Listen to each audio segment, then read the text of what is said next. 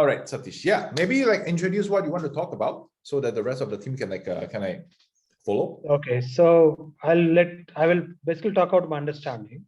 Okay. Then I'll come to the Ruby on Rails part. So the understanding here is that, let's say there are a couple of predictions happening, which means that will basically hold all these details. Say somebody, for example, BTC is coming to say $30,000, and a prediction has been set, and then TSD tokens have been staked against this. Now, because we are not maintaining any database internally, we are looking at putting this data, for example, JSON data, onto the chain itself, right? Which is locked in the contract. Okay? Now it works in Ethereum or other things is that you can send a request to the contract and say, okay, can I look at this prediction wallet and prediction record, and if you cross check with the time today.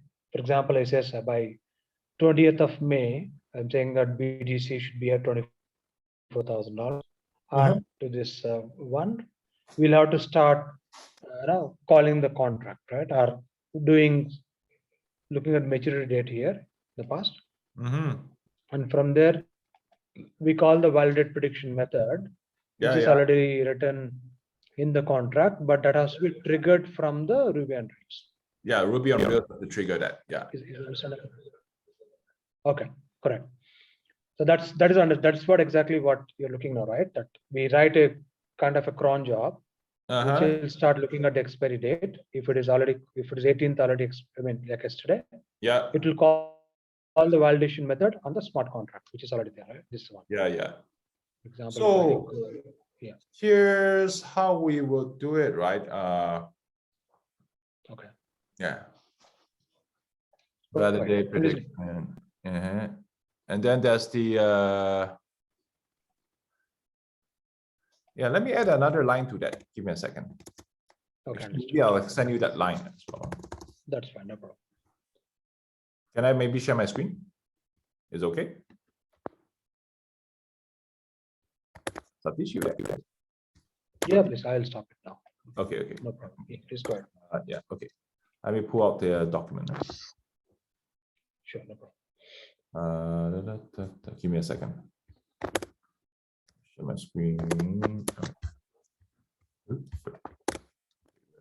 Satish? Yeah, I'm here. I'm listening to you. Found you. I was like, where are we? I see. Share screen. Got it. Share. So let me just pull out the doc protocol flow. Okay. So essentially, this ticket, right, pertains to this portion, right? Because like what we'll be attempting to do is like Ruby on Rails.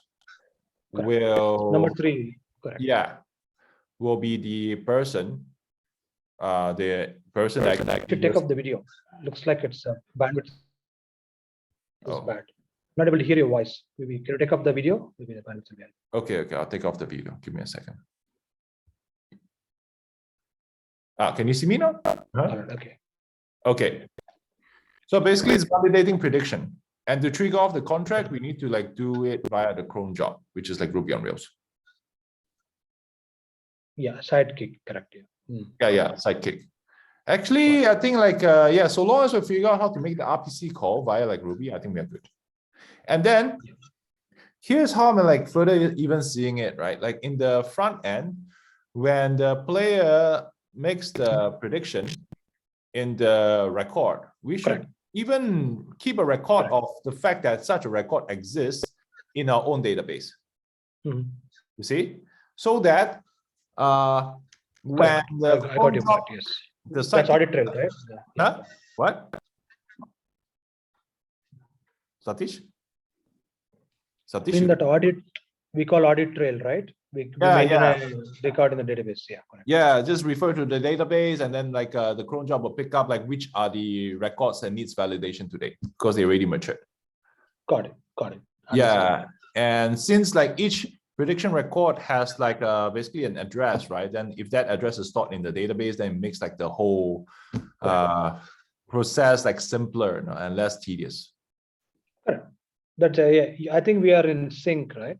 Okay, perfect. So, yeah. Yeah. So now I think where the problem seems to be is that when RPC, if Solana is listening on some, for example, some port number, enable to we have to reach the JSON data that is stored on the contract, which is matching the transaction hash which was stored in the database, right? Once a prediction is added, it is returning a transaction hash that we store on the local database.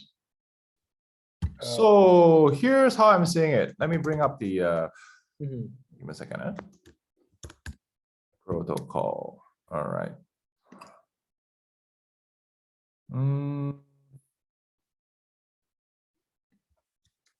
Okay. Script lib, and then like let me bring up the other part, right? Which is the query to make the call test. Okay. All right. So okay, validate prediction. Got wait. Here. So basically the public key of the prediction record. Yeah. Correct. That's the transaction hash. Correct. Yeah. Yeah, and then this is basically the price, right? It means like the address of where the asset price is recorded in the fifth network, which is another address. Make sense? Correct. Got it. Yeah, makes sense. Yeah. So when we kind of create the right? When we create this prediction over here, what happens is that actually even before that, right? We already have the address of the public record. So we have to store that address, the public key, in the database. Make sense? Correct. Got it. Yeah. And then that's what is.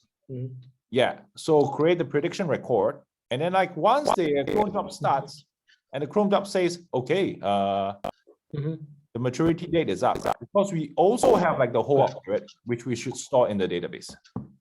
Correct. Yeah. So this two in the database, we have like more than enough information almost. Correct. Oh, actually, we have like symbol, actually like 1, 2, and 3, right? 1, 2, and 3.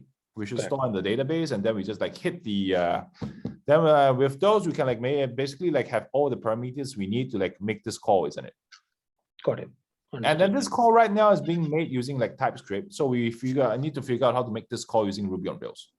Copy. Got it. Understood. And that's all we need to do. Okay.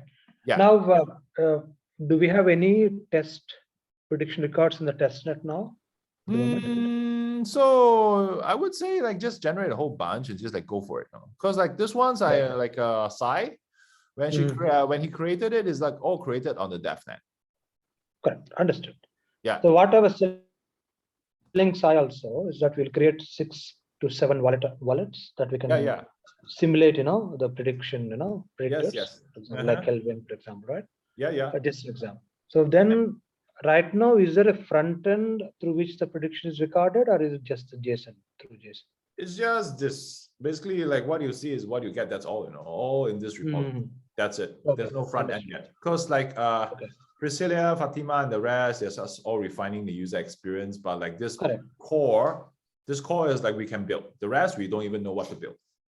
Okay, understood. Okay, now I got it. Yeah. But in between, I think last week you mentioned that Kelvin is making some changes, right? In the yeah. That's why like I told like Sai to don't like implement any of this, right? Because Kelvin's gonna change the payout of formula of 4 and 5 is all invalid because Kelvin's modifying like 4 and 5. Makes sense? Yes, correct. That part we understood. We understood. Yeah. Now, once the prediction, once the sidekick cron job looks at the maturity date and then look at the prediction, what is the output that's expected? Cross check and pith and come back? Just like execute, and then after that, the output will be this. let's see, await program data, okay, validation date. So maybe record the validation date and then record whether it was correct or wrong, you know? Okay, got it. Just Understood. simple, very simple. Okay. Yeah. Understood. So now it's very clear for me. We will, I will work with Arvind in the morning, first thing in the morning. We'll Perfect. send out the approvals. I mean, for your approval. Okay, got it. Thank you. And then the code-based extension for Ruby on Rails should be done on this. Huh? The sentiment important. Arvind already should have like access to it.